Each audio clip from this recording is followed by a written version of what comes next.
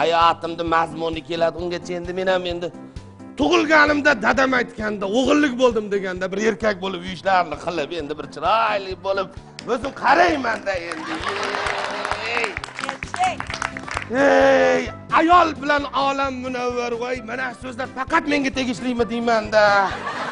Mazza qilib mana uylanganimga 10 yil bo'lgan bo'lsa, biror kun pauza yo'q, har kuni shunaqa mazzaligini qarab ular. Voy, Xurshid Rasul shu qo'shig'ini eshitsam, Xurshid aka ustimdan kulayotganga o'xshaveradi-da. Nimaga bunaqa ekan bilmayman. Hozir keladi ishdan, voy go'zalim, hayotimda mazmuni. Dadasi! Chidolmayman men, chidol. Dadasi! Bugun sariq bo'lib ketdingmi? Svetofor. Mayli. Yaxshimisiz? Erkakni asrang, do'stlar. Erkakni saqlang, do'stlar. Men idishlarni ham yuvib chiqaymi? Qayerda? Idishlarni ham yuvib chiqaymi? Hali yuvmadingizmi? Yo, ana ozgina yuvilmaganlari ham bor. Shimimni dazmol qilmadingizmi? Voy, liniyalarni bitta qilib qo'ydim. Kimda bor bunday er? Kimda bor? Meni maqtang, meni maqtang. Qarang, turishini qarang, bu bir Figuramda ayting. Aytyapman-ku, tavba. Shashilib ketyapman-da, tezroq maqtang. Jonimni qarang. Ay, qornini qarang. Bir pasda figuram, mana shunaqa qil. Uni qornimni gapirib, mana.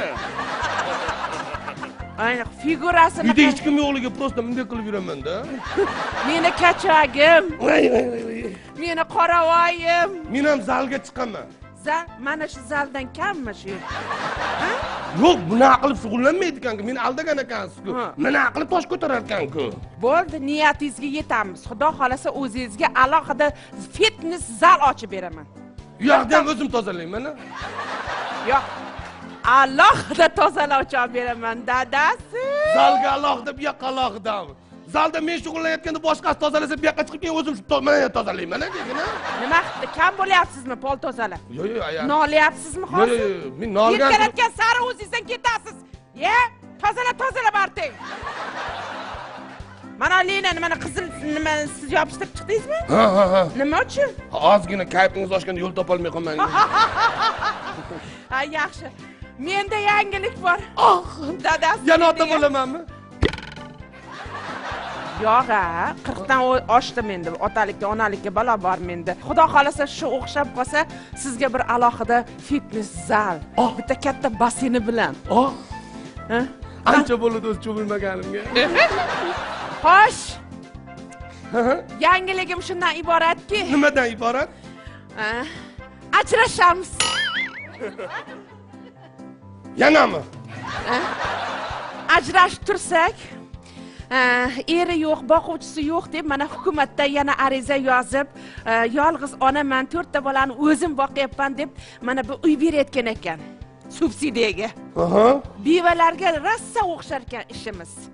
Menga qarang, shuni boquvchisi yo'qlarga beryapti ekanmi? Boquvchisi. Men ham pashta yo'q deyman-ku, boquvchisi yo'q deb olavering shuni. Yo'q, endi mana dokumentda eri degan joyda bajrayib turibsiz-da. Menga qarang, 2 marta subsidiya bilan mashina olaman, kreditga dedingiz, ajrashib turdim. Bir marta ana ishlarimni bitirib olishim kerak, qarzlarim bor dedingiz, kredit olaman dedingiz, ajrashib turdim. Bir kun yolg'iz qolaman aytib qo'yib bu kechda ajrashmaymiz, hech qanaqasiga ajrashga men ruxsat bermayman endi.